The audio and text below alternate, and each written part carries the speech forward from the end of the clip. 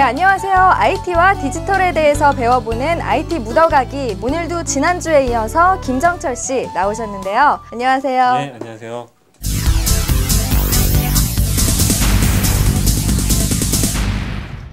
네, 지난주 방송도 집에 가서 잘 보셨나요?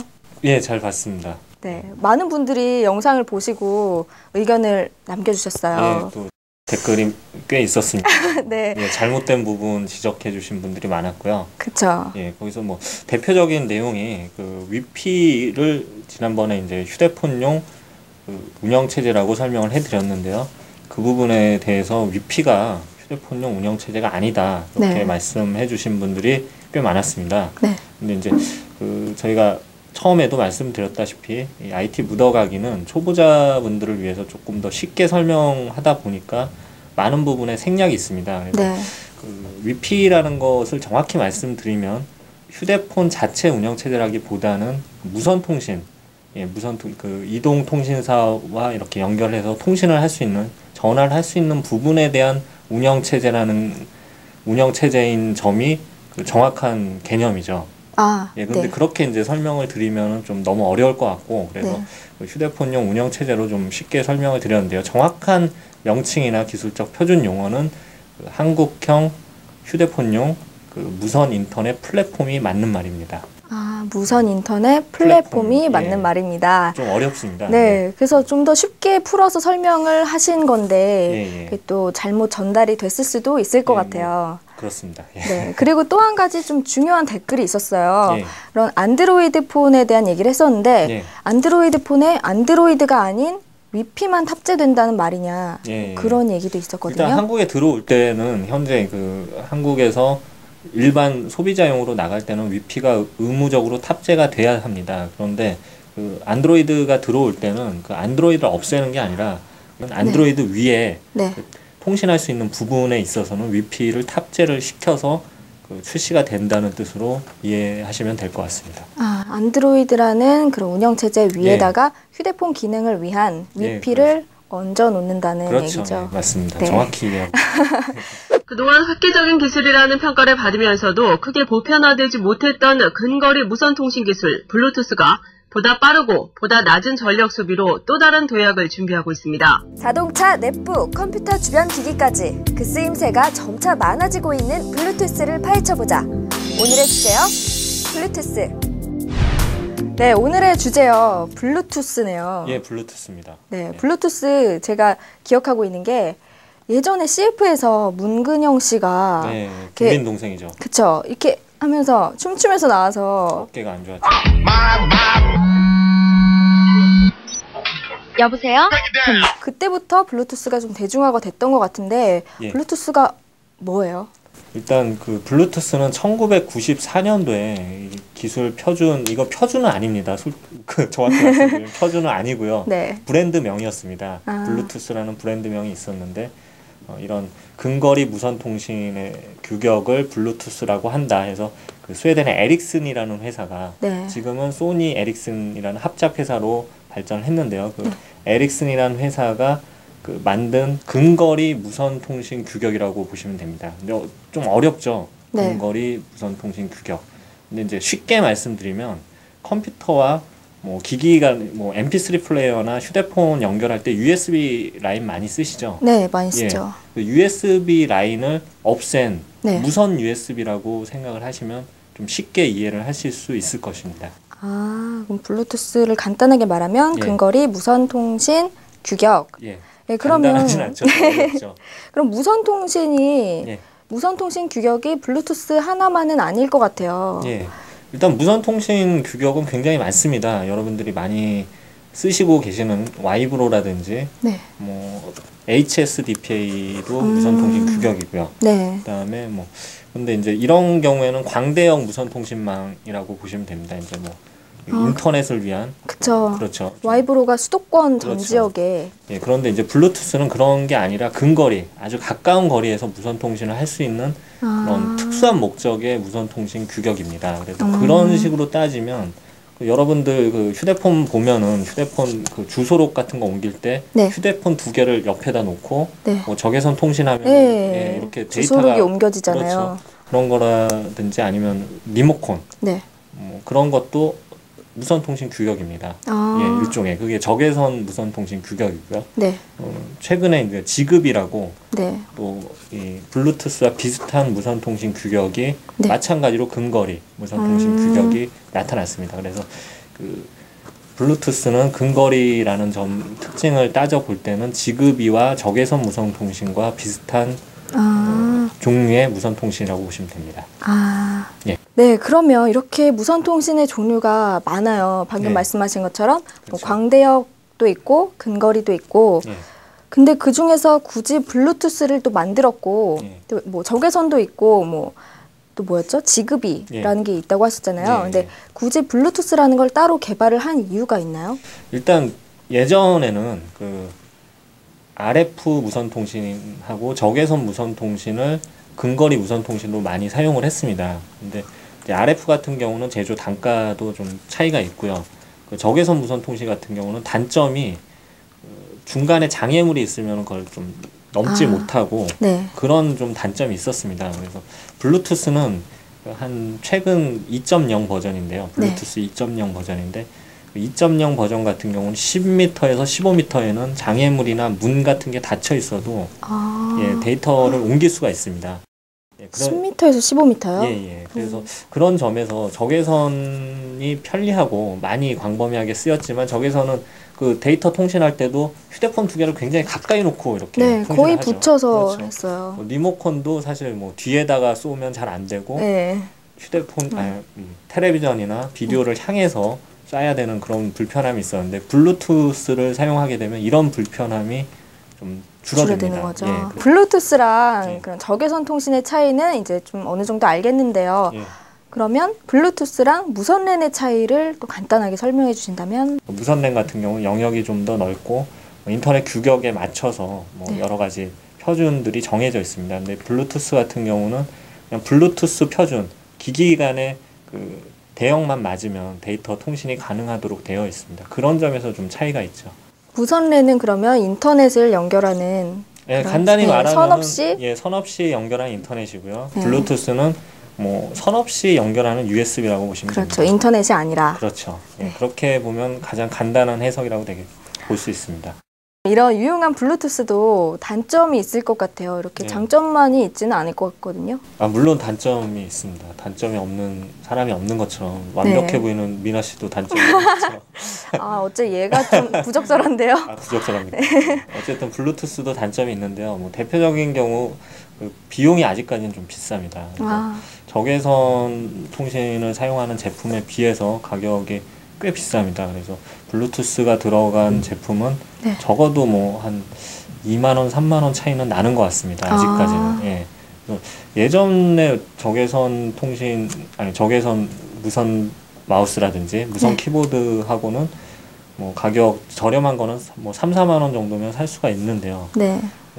지금 블루투스 2.0 버전을 사용한 그런 마우스나 키보드 같은 경우 5만 원에서 뭐 8, 9만 원 이상 되는 경우도 많고요.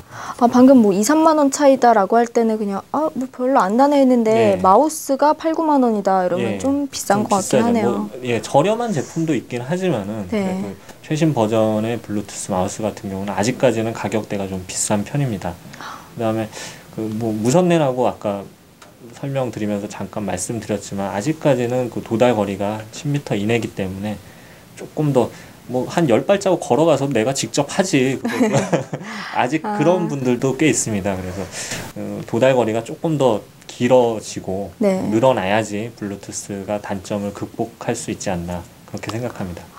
그렇겠네요. 예.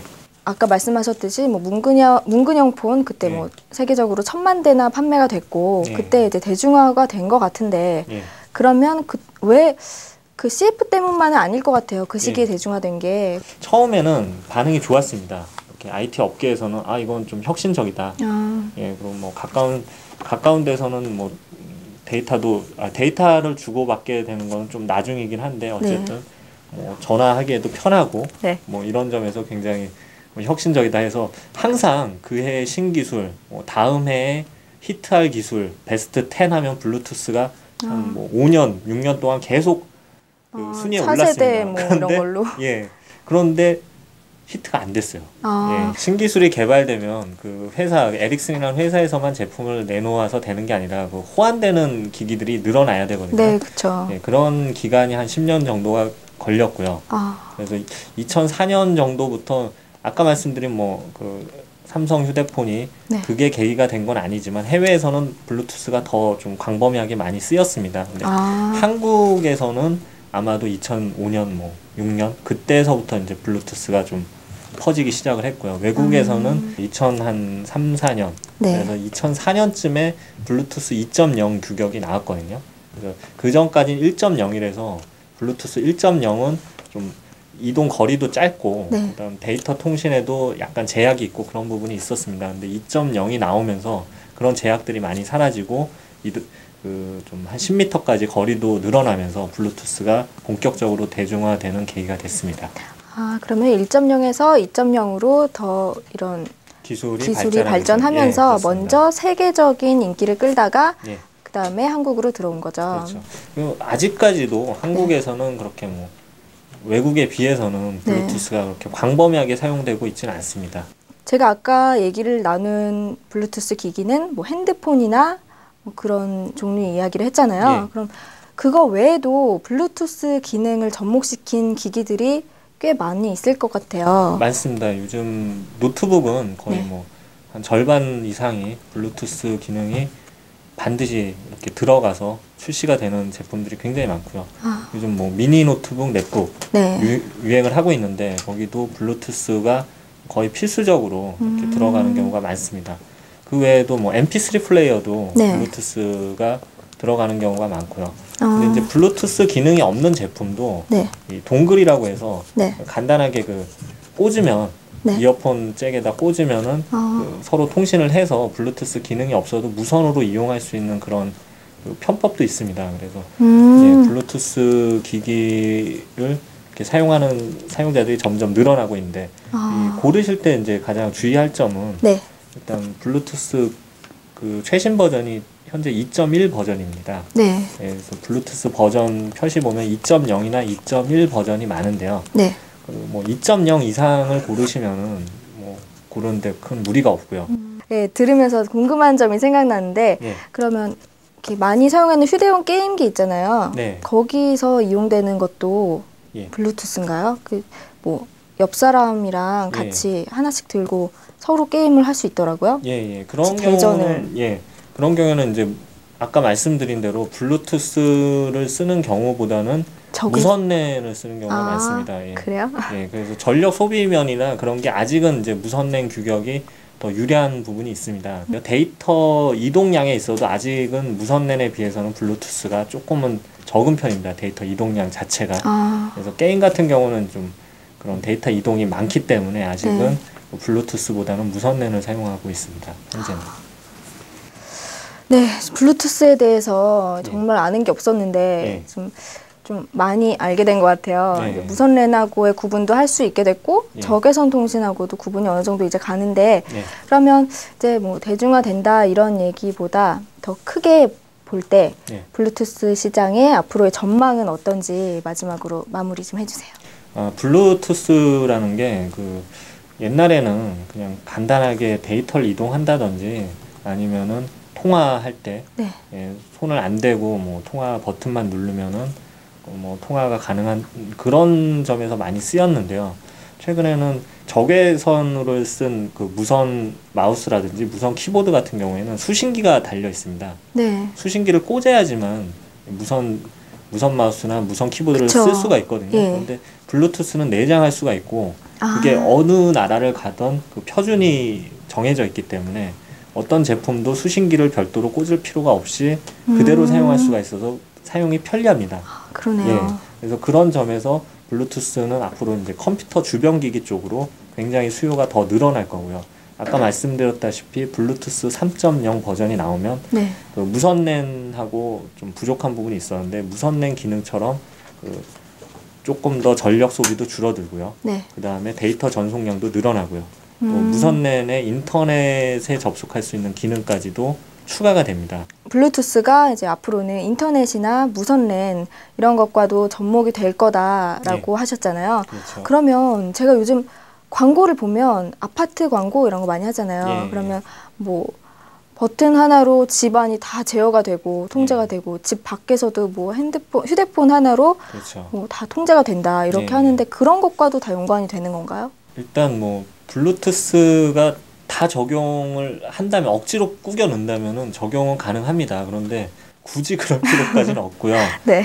여러 가지 다른 기술이 많습니다. 뭐 아까 잠깐 언급했지만 RF 기술이라든지 지그비 같은 경우도 홈 네트워킹을 위해서 충분히 쓸 수 있는 근거리 무선 통신 규격이 있거든요. 근데 그걸 굳이 블루투스로 이렇게 다 할 필요는 없죠.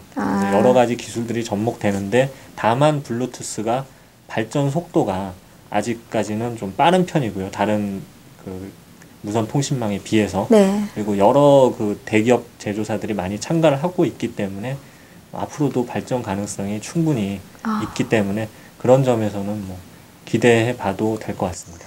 네, 하루빨리 그 말로만 듣던 유비쿼터스 시대가 정말 본격적으로 다가와서 제가 이렇게 요즘에 배우고 있는 내용들을 적용시킬 날이 왔으면 좋겠어요. 그런 날이 이미 어느 정도 왔고요. 제가 몰랐던 건가요? 앞으로는 더 이제 느껴질 수 있도록 네. 그런 제품들이 더 늘어날 것 같습니다. 네, 오늘도 설명 고맙습니다. 예, 감사합니다. 네. 네, 오늘도 김정철 씨의 설명으로 블루투스의 새로운 세계에 대해서 알아봤습니다. 여러분들에게도 많은 도움 되셨길 바라고요. 많은 의견 남겨주시기 바랍니다. 그럼 저는 다음 시간에 더 알찬 주제와 함께 찾아오겠습니다. 감사합니다.